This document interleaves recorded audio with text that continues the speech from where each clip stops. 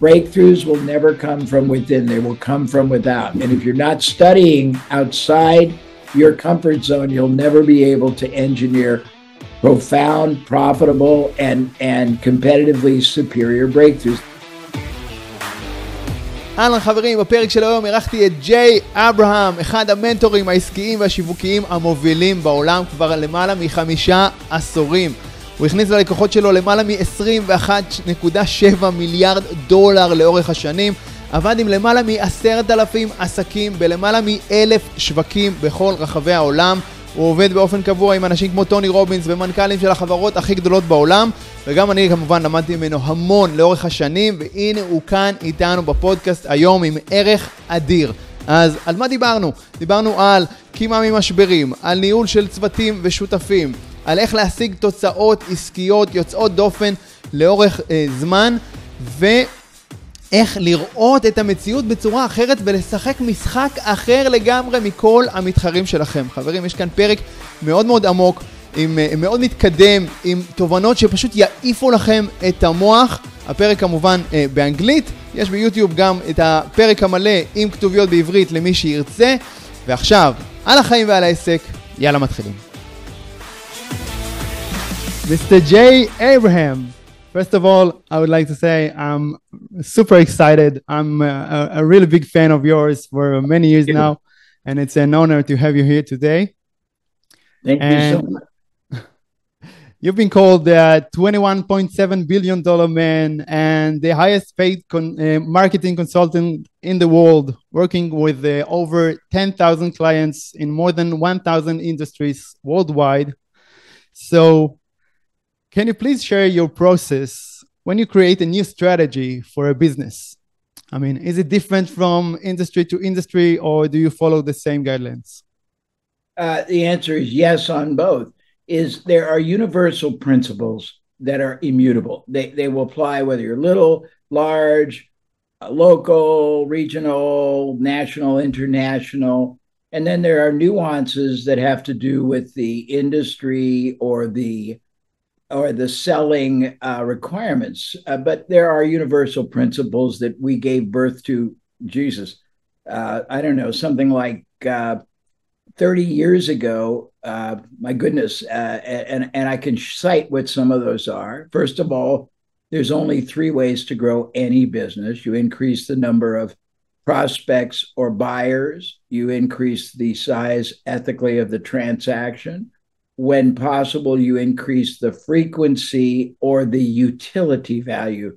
Frequency means if you have a lot of products to sell or a highly repetitive product, you work on making sure that people purchase ethically. Ethically is always what's in their best interest, the maximum amount. If you only have one product or limited, but you know that you've created trust and credibility with that prospect, that buyer, you find other related quality product services that either people buy before, during, after, or other categories people buy because they're the decision maker. So that's first thing, the 3 ways. There's an advanced 3 ways. You penetrate a new market every year. You introduce a new product or service every year. You acquire a company, preferably on a very strategically advantageous basis where you don't put a lot of or any capital or risk out. There's like 200 ways to do it. You add a new product, because every time you add a new product, if it's a modest product, it makes it easier to get someone to start a relationship. The product could be packaged with your existing product or service, and it could maybe not double the revenue, but could double or triple the profit per sale.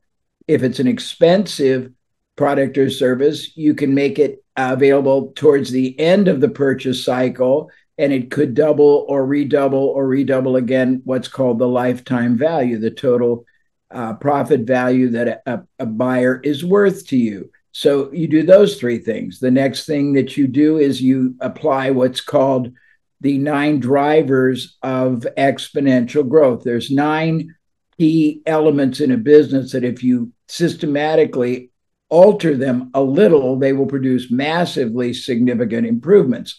Change your strategy, you change your results. Most small, medium companies are tactical.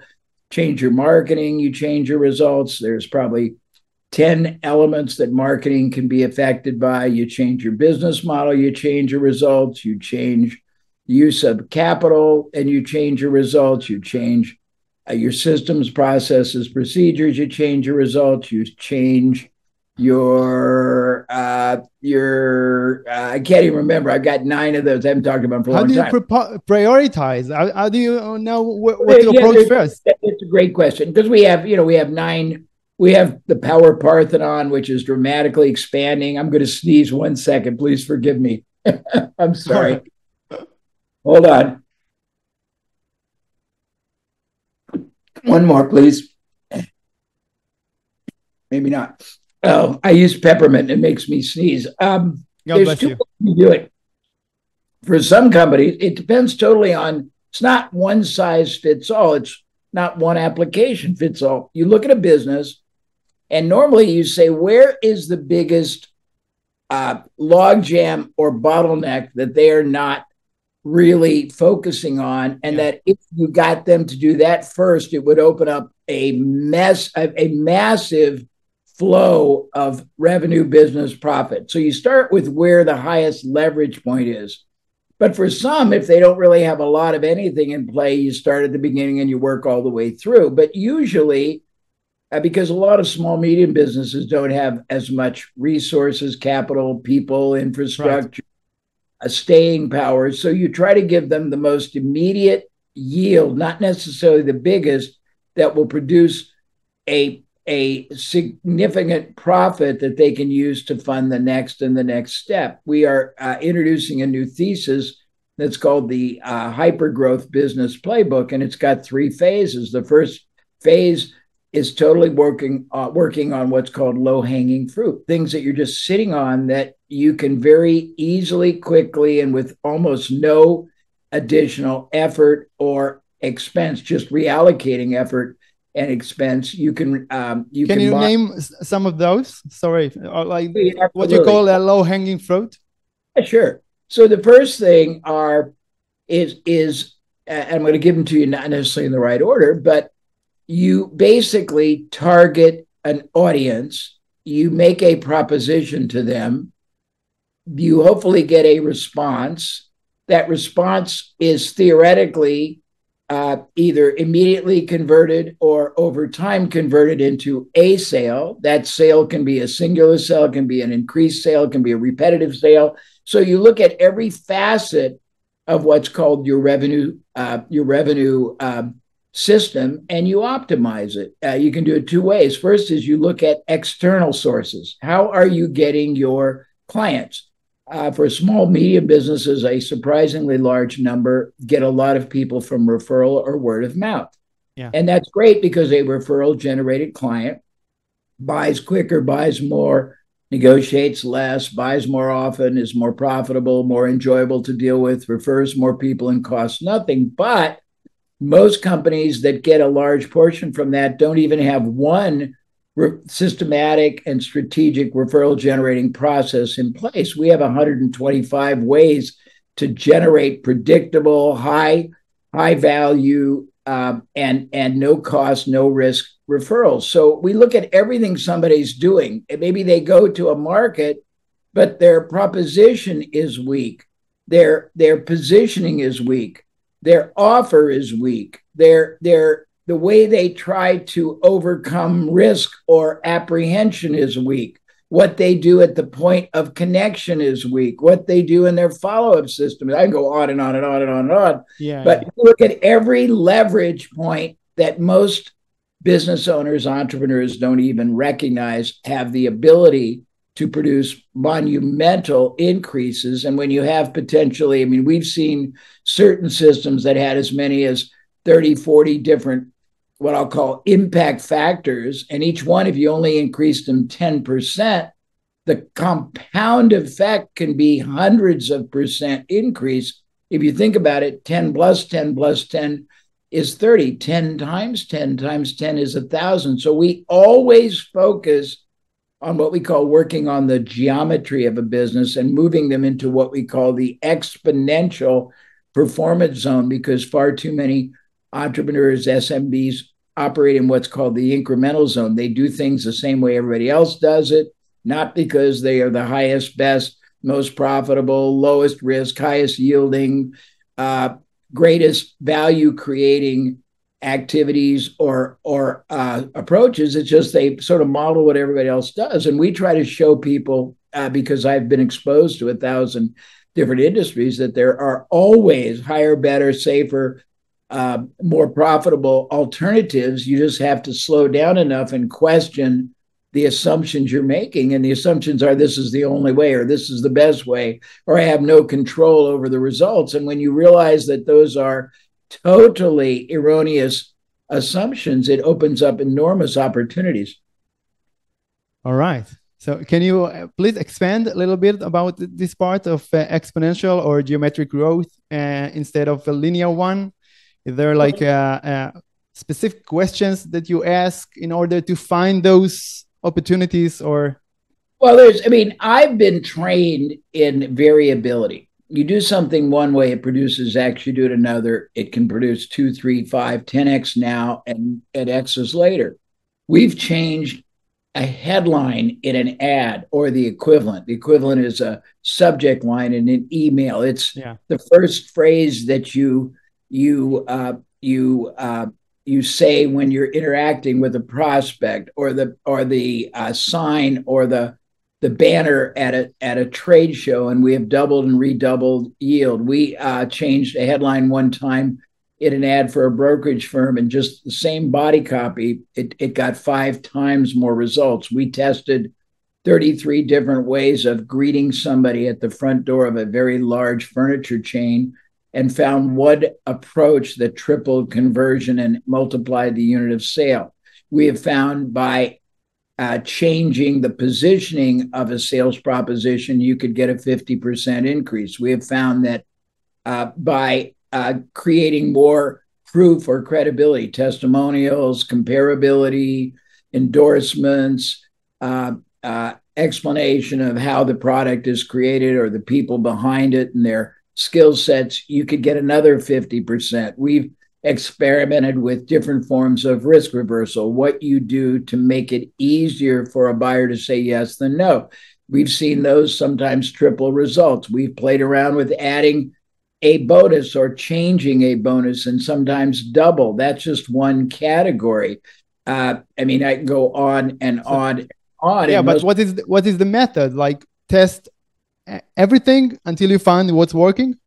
Well, there's a hierarchy. It depends on an assessment. So if I looked at your business, I would evaluate, first of all, what is your revenue system? Where are you getting your sales, your revenue, your buyers, your prospects, your clients, your patients? Then I would look and see how initially effective I think it is. And it's going to be, so if this is 0 and this is 100, we would sort of mentally give it a ranking. Let's say it's closer to 100. Well, then we would not worry as much about bringing people in. We'd look at the next. What do you do when you bring them into your world? Do you close them well? Do you follow up well? Is your proposition well? But if you're not targeting well, or if you're not targeting accurately, or if you're not targeting with the best message, then we look there. As we go through the system, we first try to evaluate where you have the biggest gaps, or the biggest bottleneck, or the biggest weakness. And we normally will fill that first. For example, let's say that you bring in, just hypothetically, 1,000 leads, 1,000 prospects, 1,000 visitors, 1,000 opt-ins, 1,000 registrants to your webinar a month, and you convert 2%. Well, the first thing we would do is say, well, that, rather than trying to get you double the number, let's try to get you double or triple the conversion. Yeah, sure. We look at what you're realizing every time you convert. Let's say you're getting $200 a sale. we would evaluate whether there was an ethical and honorable way to turn that $200 into $4 or $5 by adding more or upgrading or putting more support or tech support or bonuses into it or higher qualitatively. Then we'd see what you do when you're done selling whatever you sell. How do you set up, if you have multiple products or purchases, how do you ethically set up the repeat? We just go all the way through the system. And sometimes one of the things I do a lot of here in the States, and it's quite profoundly profitable, is we help people set up strategic alliances, joint ventures. We call them power partnerships, endorsements, co-branding, situations where you become the recommended provider. And there's 43 different applications for that, and almost none of them require any extra investment or risk, but they give you access to a massively expanded world of sales possibilities. In the States, the top 2,000 corporations right now get 20% of their average revenue. This is profound, but 40% of their profit from partnerships. Microsoft, for example, gets $32 billion in one division, and 95% of it is from partnerships.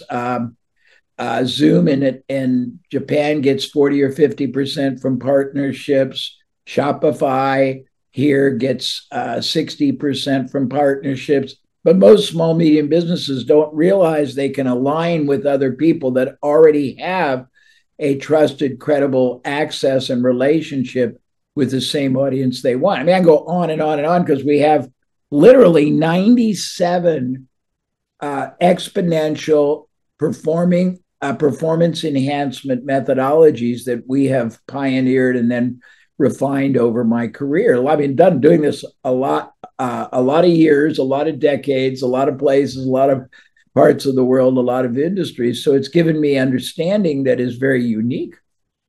Thank you. Can you share a specific story maybe about any kind of partnership for maybe I'll be happy a small, medium business, not like a large sure. enterprise? Well, I mean, or how about a small one that became large? I mean, because that is a possibility, and hopefully it's an aspiration that some of the small businesses have. So years and years ago, we took a product that was only doing $20,000 and had no marketing money. It was an arthritis preparation that was sold direct to consumers. And I was able to get over 1,000 radio stations, television stations, magazines, newspapers to run advertising for that product and not get paid for advertising, but get paid for the actual sales that resulted. And we ended up with 500,000 repeat buyers 18 months later, and we did $60 million and sold it for a fortune. We took a small brokerage firm that was only doing $300,000, and they were running ads in all the investment magazines and newspapers. And we realized that the best audience would be to become the recommended provider for financial investment newsletters. And I was able to get about 40 newsletters to agree to make them the recommended provider after we passed due diligence and we proved our ethics and credibility. And we ended up doing $500 million, which is $500 million. I got into the seminar business in 1986, and in about a 4-year period, everyone else was selling $500 seminars. I was selling $15,000 and $20,000, and we actually had a $30,000 one. We ended up doing $250 million. That's a $250 million. And I did it all by having other people partner with me. Here, Tony Robbins partnered with me, Success Magazine, Entrepreneur Magazine, a bunch of seminar companies, a bunch of financial newsletters. And I didn't pay anything to them until and unless they generated revenue. In Australia, one time we had a home builder who was generating his buyers by spending a lot of money on newspaper ads. And we realized that he could spend a fraction of that partnering with high-end apartments that had the profile of young marrieds who were on the verge of wanting to buy a house, and we became the recommended builder provider for these apartments, and we ended up cutting our marketing cost in half and doubling our revenue. In Japan, I had a client, not a bad one. It was the number one driving school in Tokyo. They had 3 offices, but driving training is a very modestly profitable business. I think they make about $1,200 a student. There's only a very narrow window that you can reach. They're like 19 to 26. They're very hard to reach, very inefficient. Once they take that one driving training, they don't usually want advanced training. And then we found out that half of the people that get a license never drive. In Japan, it's a badge of honor that, hey, I got a license. Oh. The other half of the other half don't buy a car. They just rent a car for holidays and weekends. And when we made that connection, we went to the driving school and said, the real opportunity is not selling driving training. It's having a partnership with a car rental agency, because you get somebody at 19 or 26, they're going to rent cars until they're 65. If you have a way to make sure they rent those from you, the yield, the dollars, the profit you're going to get over their lifetime is so many times more than the $1,200 you make on that. And we ended up making a deal. It paid off massively, but they were only three offices in Tokyo. So then we took that model and we went to every other every other driving school outside of Tokyo, and we made a deal where we partnered with them and we took the model and we licensed it. So there's all kinds of ways you can use, let's say, intellectual capital and understanding to figure out where bigger opportunities exist for a business that thinks they have very, very significant limitations. I don't believe anybody has limitations.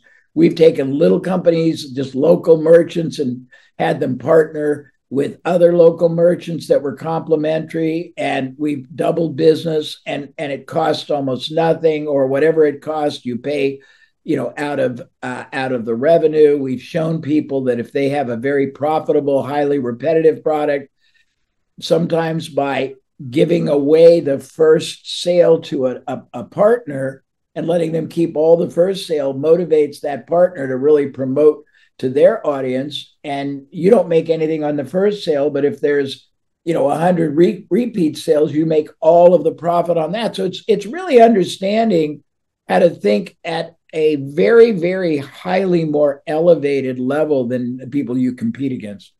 Yeah, well, that's amazing. But what is the first step? Is like thinking through the eyes, maybe, of the person in the other side. So what does he want from me? Let me. I'm not trying to step on you, but let me give you a clearer answer. When I was younger than you, I got started, and I've been doing this a long time, and I made a realization that to me was quite profound. It was a concept that I came to call funnel vision versus tunnel vision.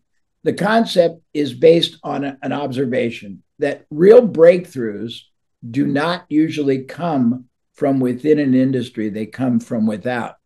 In the United States, and it probably is equally as applicable in Israel, fiber optics, which transformed telecommunication, was not created by telecommunication. It was created in aerospace, and they borrowed it. Federal Express created a whole industry by borrowing what's called the hub and spoke check clearing process that our Federal Reserve Bank uses to make sure people don't bounce checks. So they need to clear them early in the morning. And they just modeled the same thing. The ballpoint pen or roll-on deodorant borrowed that from one another. Rogaine for hair came from pimple medicine. Viagra came from heart medicine. The number one baby buggy in the United States, they sell $400 million worth. They borrowed the collapsible wheels from airplanes. So the key is understanding that breakthroughs come from outside. The more you understand there's a concept called knowledge asymmetry. What that means is you understand implications, correlations, you see connections that your competitors don't. And that gives you very, very significant ethical advantage. Everything I talk about has the word ethical in front of it, because you don't need to be covert. You don't need to be surreptitious. You just have to see things that your competitors don't and know how to act on them. And most of what I learned, you can try out, you can test, you can experiment very inexpensively. But if you don't keep trying to find breakthroughs, then you're going to be stuck doing the same thing as everybody else. Yeah. And if you don't have any great advantage, you're nothing more than a commodity. Yeah, that's right. Thanks. So can you please tell me about a major crisis you had in a business and how you've grown from it? Maybe share some lessons. Sure. I mean, we created a whole program once about recession proofing a business. People, when they get into a down market, whether there's an economic downturn, whether the industry or technology changes, many people who are reactive don't know what to do, and they either keep doing the same thing that doesn't work, or they freeze and get paralyzed, or they cut costs, and usually the costs they cut are in marketing and service. What we realize is that anytime there's a crisis, with very little exception, there's always still going to be some commerce done. Your job is to, figure out how you can command the majority of the new people coming into the market, which is smaller, but it's still going to be significant. And then secondly, you want to be able to attract the most desirable buyers from your competitors, because what they typically do is cut costs on service. They get rid of the most talented and expensive people that have the relationships. And if you understand how to how to capitalize on all that, you can grow dramatically through it. I mean, we've helped companies. I'll give you an example. When COVID started, there were a number of things that happened.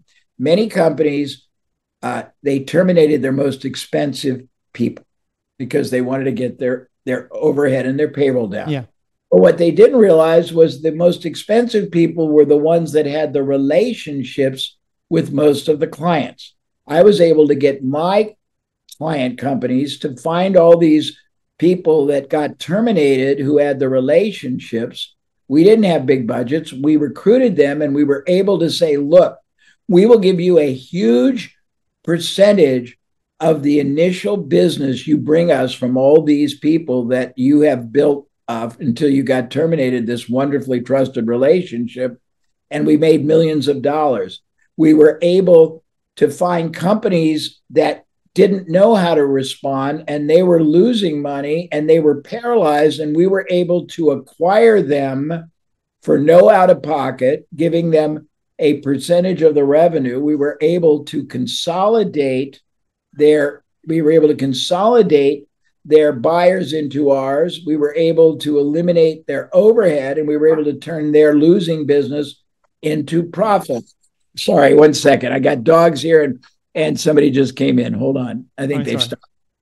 We were able to go to 800 different radio stations, television stations that all of a sudden had almost no advertisers because nobody was going to the retail anymore. They couldn't.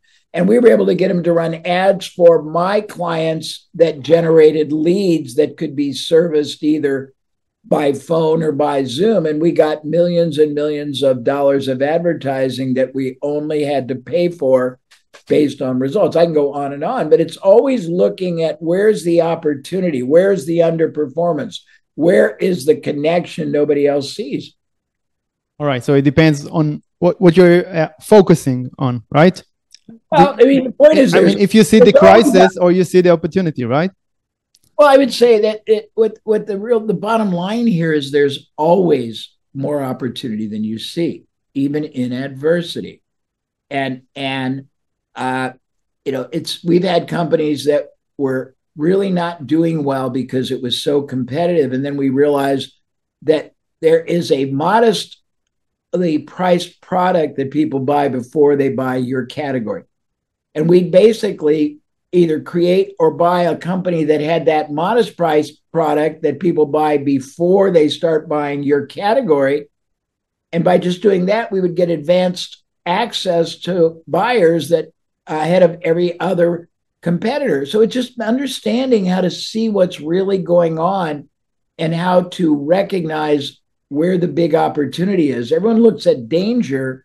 If you look at it in the Chinese, I think it's Chinese, they have a symbol for crisis, and the definition has two sides: danger, opportunity. I think it depends on how your brain gets wired or rewired, and we just look at opportunity. We say, where can we gain greater performance, greater yield?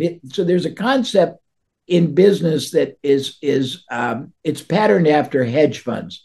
A hedge fund is set up to theoretically create what's called asymmetric, outsized performance upside and de-risk or minimize the down.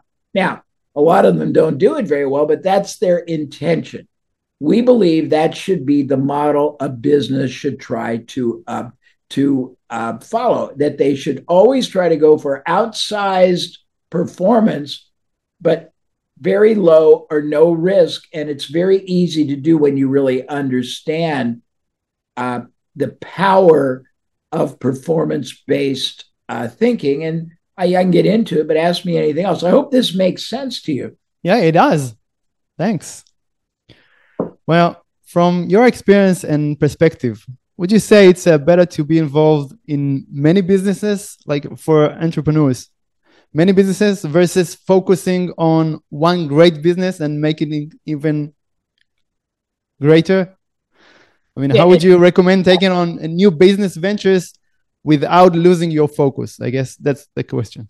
I think that it's fascinating because there's not a one-size-fits-all answer. Yeah, Let me try to give you a better answer than most people.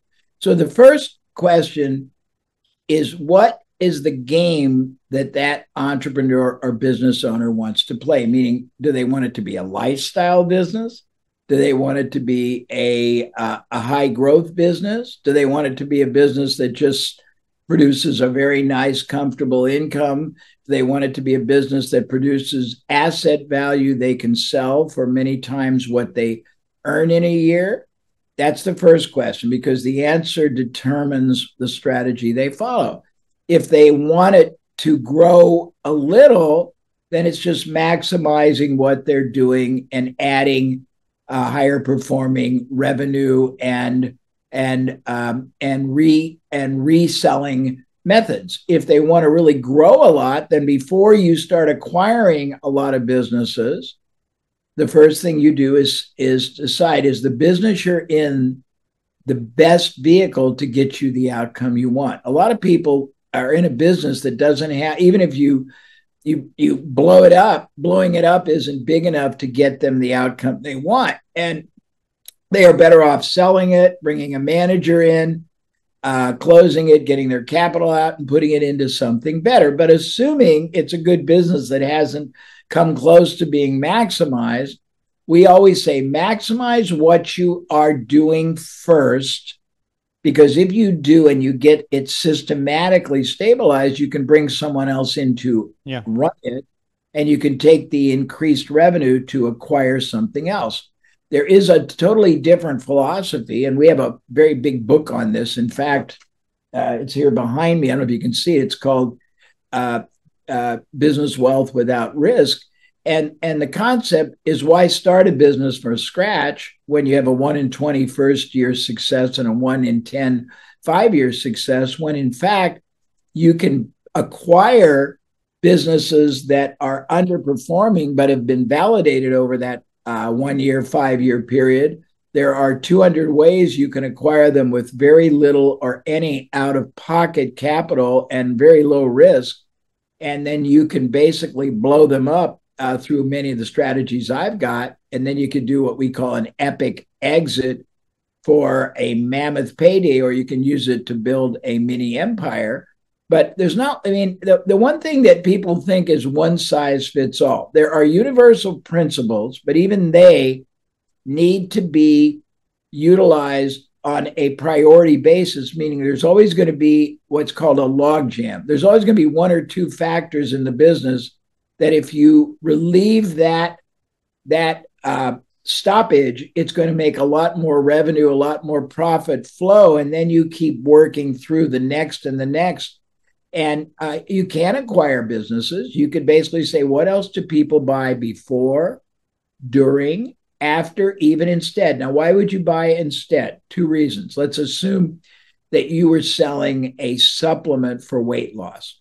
All right. Most people take a supplement for 2 or 3 months and then they stop and they'll try another supplement.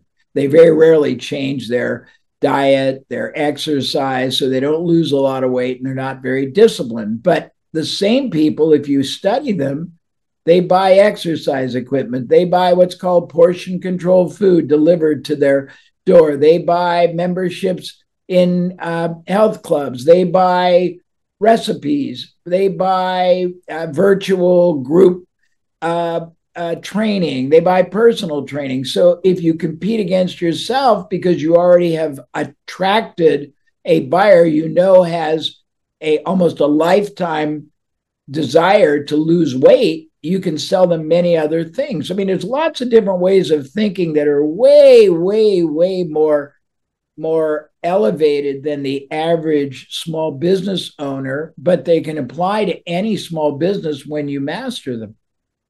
All right. Can you share one small story about that, a short story? Well, I can share 100 stories, but you have to be a little more clarifying because I have so many. What do you want the story to explain? Tell me that. About the acquiring businesses without money out of pocket, what you said earlier. Sure. It's fascinating. Absolutely can. So let's think of an easy one. So I have many clients that have audiences that are the same buyers that would buy a related product.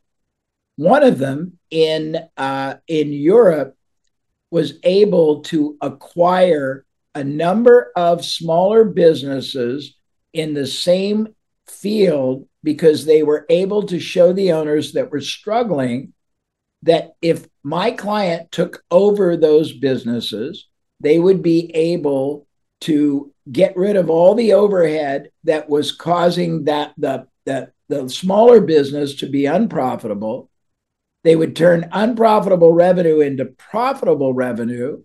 They could pay the owner of the small business more money for doing nothing than they were making from working their heart out and stressing because they didn't want to lose the business.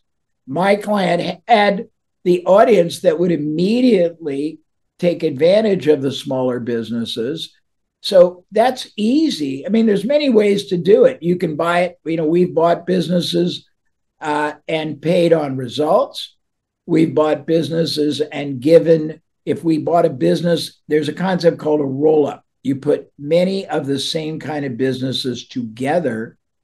And so in combination, it has significance, and an acquirer, a private equity or a strategic buyer will pay enormously more for $50 million worth of revenue than they would for $500,000 worth of revenue.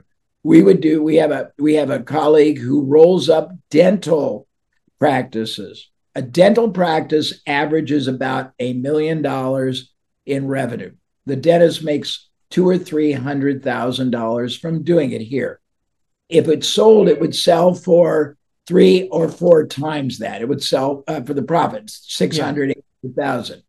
This man buys half of the practice, gives the dentist a liquidation, an exit, a partial exit. Then he provides growth to the practice that makes it 2 or 3 times that size, 2 million or 3 million. The dentist keeps half of it, so he makes double from his half than he was making. They've got 50 different practices they've done this with. And now they've got a total of about $100 million of revenue. And if it was one practice for $1 million, it would sell for about 3 times. But because they have a footprint all over the country, it's worth about $350 million. So a very different dynamic. Revenue and profit at a different stage, at a different scale, is worth a lot more of a multiple if you're selling it than it is small. So you can do a roll-up.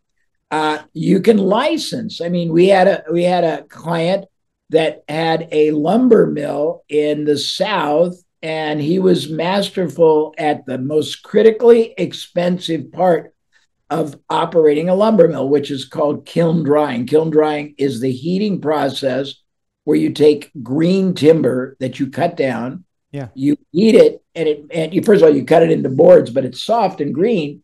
By heating it, it makes it solid lumber. And it's the most expensive part. Energy is the most expensive part of a lumber mill. If you do it wrong, you have substandard grades or a lot of waste or scrap. If you do it right, you have much higher grades that command more premium price, but you also have less scrap. He had the ability to get higher grades, less scrap, but he also was able to cut his energy expense 30% below the average lumber mill. That's the good news. The bad news is lumber is heavy. He could have given it away after about 1,000 miles from his lumber mill, and the cost of transportation would have been too expensive for anyone to accept it. So what we did, he was making $2 million a year from his lumber mill.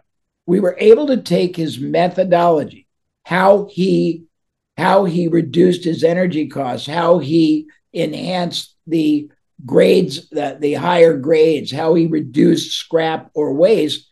And we were able to turn it into a system and license 250 other lumber mills outside his competitive area. Each paid $25,000 a year to use his license. He was making $2 million from his lumber mill and over $5 million from letting other people use his process. I have dozens of stories like that. I mean, just this is all based on understanding how to think at a level that nobody else does. So you're always looking for hidden assets, right? For proven systems that you can apply anywhere. Yeah, we used to, and I haven't said this for years, but we used to say the key to all this is identifying hidden assets, overlooked opportunities, underperforming revenue activities, underutilized relationships, undervalued resources, and turning them into windfall profits and then converting those to ongoing multiplied income streams that were perpetual. And when you learn to think that way, you see it's as if the whole world was a 3D movie and you've got the only pair of glasses, or you're looking at it like from a nuclear microscope when everyone else doesn't see anything. And that gives you profound performance, profit, and success advantage over everybody else. And you can literally be playing a totally different game than they do. And that's what we do all day long for the people we help. All right. Yeah, that sounds great. Well, you've managed a lot of people over the years, I guess. Please share some insights about managing people, employees and partners. Well, there's a fundamental first step, and there's a quote that I learned earlier in my life, and it's very true. You hire the best, and you cry only once when you have to agree to pay them, because most people hire mediocre people, and a mediocre is worth about 1/5 the value of a great person, and mediocre people don't usually perform well, and they can cost you. So first thing is have the best people. The second is you have to be what I call preeminent. It's a philosophy. It's a philosophical strategy or a strategic philosophy that is based on wanting to be seen in the eyes of your market from a competitive standpoint as the most trusted advisor your prospective buyer could turn to for life, the only viable solution or provider of the opportunity they could possibly turn to. And couple of key elements. One is you have to have everybody be on a crusade or a mission in behalf of the client you serve.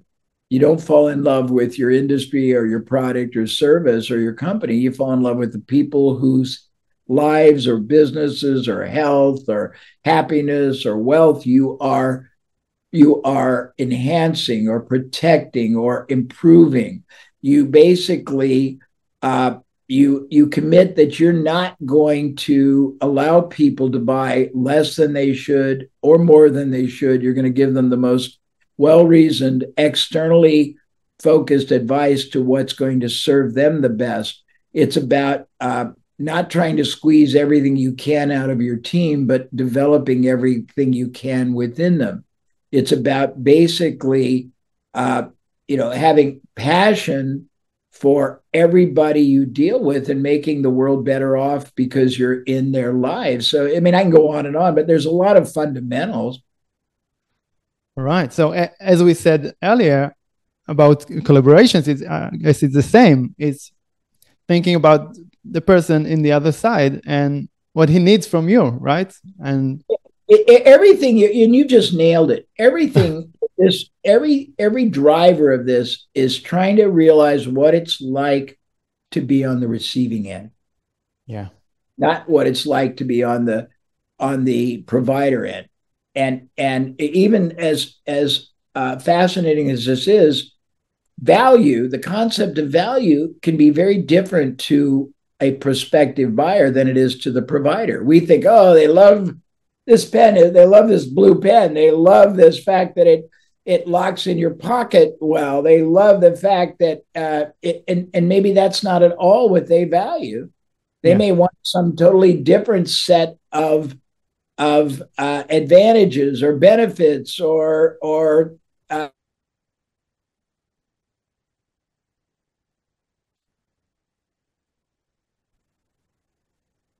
all right, yeah, I'm sorry, you were cut in the middle of the sentence. Until you know what the prospective buyer values, you could be way out of alignment if you're trying to offer one thing and they're trying to, and their basis of buying is on a whole different criteria. Yeah, so always talk to your clients, right? And all right. How do you identify a great business opportunity? I mean, what is your criteria? Well, I mean, anytime there is a supremely quality product, service, or company that is dramatically underperforming the potential, and they have competitors that are pretty mediocre and are not really trying to be preeminent, then the first thing you look at is what I would call where's the arbitrage? This company could be up here and everyone else is here. And then you ask, if you got them here, what would it look like? How much revenue, how much profit?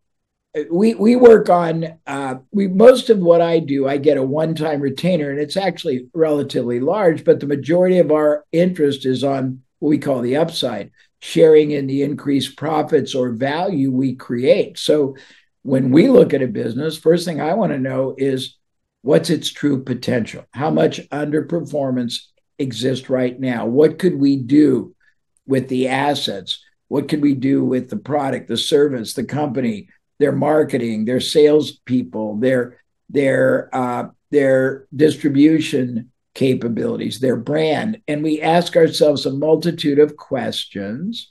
And if they have an enormous upside that is not being realized, and that can be mined, like realized and monetized and turned into profit for very little risk on the part of the company, then we get excited.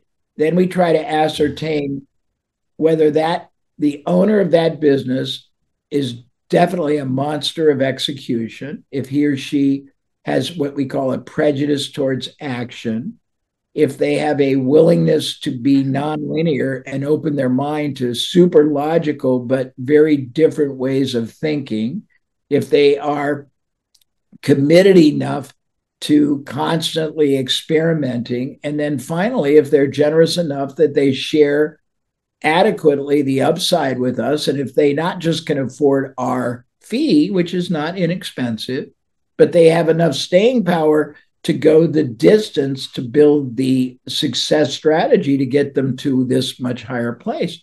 So we look at factors like that. Now we got to decide, do we like their personality? Do we like the industry they're in? Do we like the value they bring? Do we like their team? Do we like their attitude? Do we like their values? And so it's I think I'm probably not giving you the universal answers you want. And that's because, if you think about this, I use an analogy that there's not one size fits all answer. If you ever see a woman wearing a one size fits all dress, one woman looks beautiful, stunning. The rest of them, it's too tight, too loose, too short.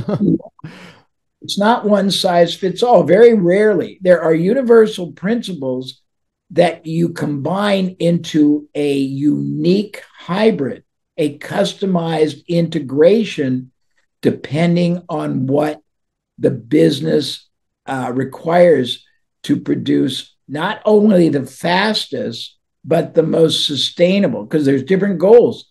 Again, if your lifestyle, you don't want a great business. You just want to basically make, $200,000, $300,000, $500,000 and not have a lot of stress. If you're really building a business or a mini empire, you have a whole different focus. If you're a startup, the first thing you have to do is mitigate the fact that when you start that business, you're starting it out with a 1 in 20, a 5% success probability. How do you reduce that and increase the viability?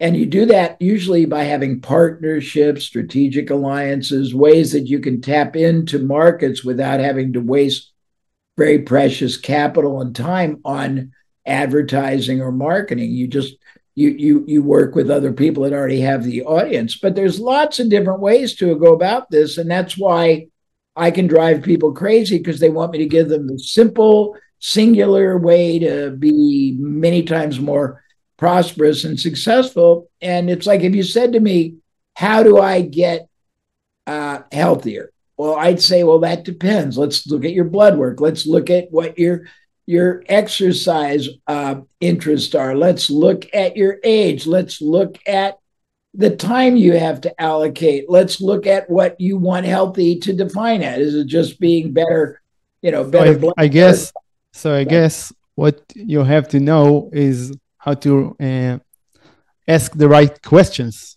Is that correct?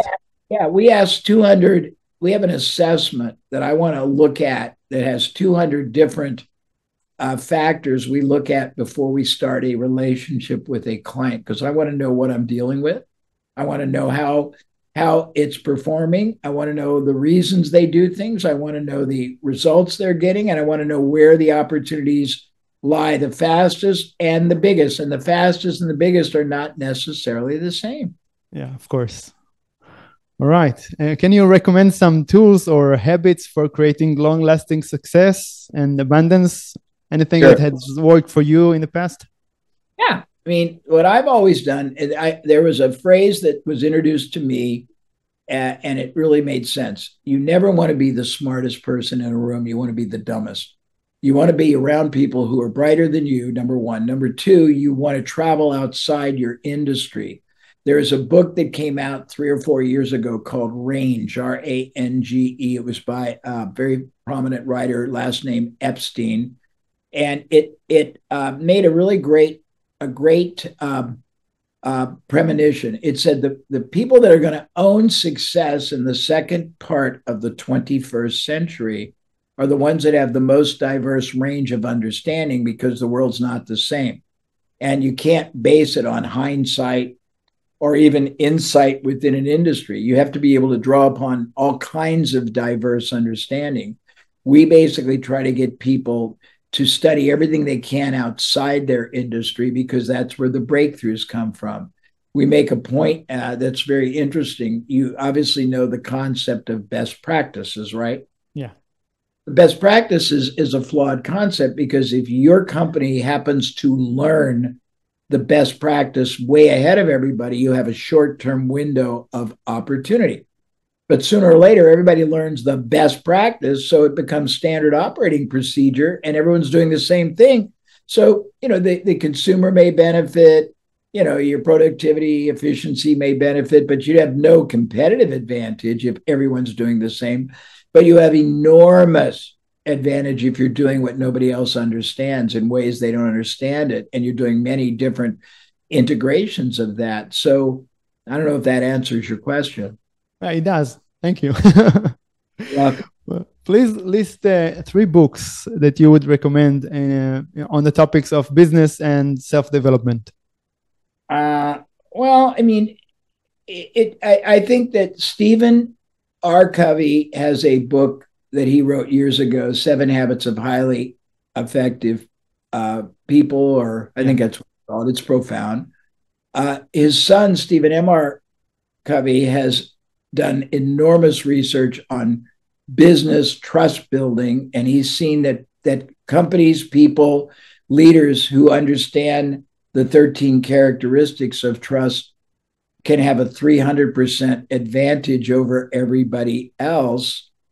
There is a book that's popular by a guy named Gino Wickman called Traction.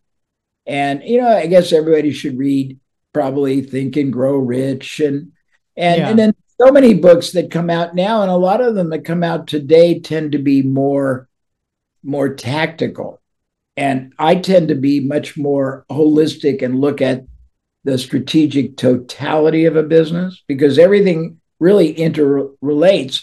You can have the greatest funnel or the greatest website, but that doesn't mean you're going to have the most successful, enduring business. I want to know how every piece interreacts, advances, and enhances the goal of the enterprise. So, I just think that, and if you don't have time, there is an interesting derivative that you might want to pick up on. So the average person reads only about 3 books a year, and most of them aren't necessarily business books. But if you can consume 3 books a week by doing book summaries, and that's 3 times 52, 152, it's not even linear. You have such an outsized advantage. And I also think that besides books, everybody should look at everybody in their life, their neighbors, their relatives, their synagogue members or congregationalists, and anybody in a different industry or business.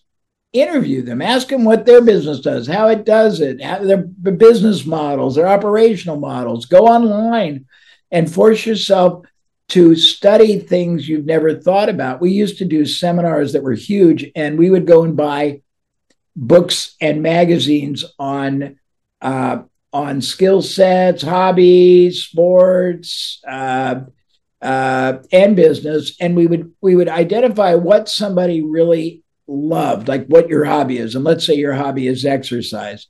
We would give you either a book or a magazine on cake decorating or macrame or origami, and we'd make you read 2 chapters or 2 articles and come back and present a profound insight you realize that you could modify from that knowledge and really apply directly or indirectly, and everybody was able to do it. Breakthroughs will never come from within. They will come from without. And if you're not studying outside your comfort zone, you'll never be able to engineer profound, profitable, and competitively superior breakthroughs. That's probably the conclusion I would give you. Yeah, thanks. Thanks a lot. Well, 2 last questions, all right? Sure. Jay, you're really world-renowned. And what gives you the drive and motivation to keep going after all these years? It's really a derivative of the same one that started me. I love entrepreneurs that have passion, purpose, and a sense of possibility. I call it the 3 Ps. I love people that are really trying, even if they are not crystallized on it, to either fill voids or add greater value in a category, an industry, a product area that their competitors don't. I hurt for people who invest a lifetime doing what they do and unknowingly accept a fraction of a fraction of a fraction of the results, the impact, the contribution, and the rewards that the effort, the opportunity, and the intention could produce. And I'm very I love discovery. I find every human being interesting. I mean, there's certain ones in your country, you know, that there's certain just horrible people, but I find entrepreneurs really interesting. And I find most of them really are not value creators. They're just proprietors trying to take economic oxygen out of the air. When I meet somebody who really is driven to create true value, advanced, enhanced, and decisively recognize superior value for their market, I get really excited. And that's what drives me. You know, I've been very blessed. I've traveled around the world, not exactly around, but I've been to Asia, 30, 40 times. I've been to Europe about the same. I've been everywhere from Singapore, Vietnam, China, France, doing this all over the world. And it rocks me to see quality people who are driven to make a bigger difference. And the people that understand that you are rewarded financially and psychically in direct proportion to the problems you solve, to the quantity, quality, and consistency of problems you solve and opportunities you make possible for others, inspire me. That's probably the best answer I can give you. That's a great answer. Thank you. And one last question for you today. Sure. What is the most valuable advice you would give your younger self when you were first growing a business? This is a very interesting one. It's going to sound a little different, but somebody said this to me when I was young, and it just haunted me forever. He said, you can lose all your money, but if you maintain your integrity, somebody will always back you. But if you try to keep your money and you sell out your integrity, you'll never get your integrity back. All right. Okay. Thank you very much, Mr. Jay Abraham. It's been a privilege. My pleasure. I hope it had value. Thank you very much. Have a nice day. אוקיי חברים, מקווה שנהניתם מהפרק וקיבלתם ערך. אם קיבלתם ערך, לא לשכוח לדרג את הפודקאסט הזה ב5 כוכבים בפלטפורמה שבה אתם מאזינים כרגע. לעוד טיפים אישיים ממני והתצות לחיים האישיים שלי, תעקבו באינסטגרם יובל ביאליק, ונתראה בפרק הבא.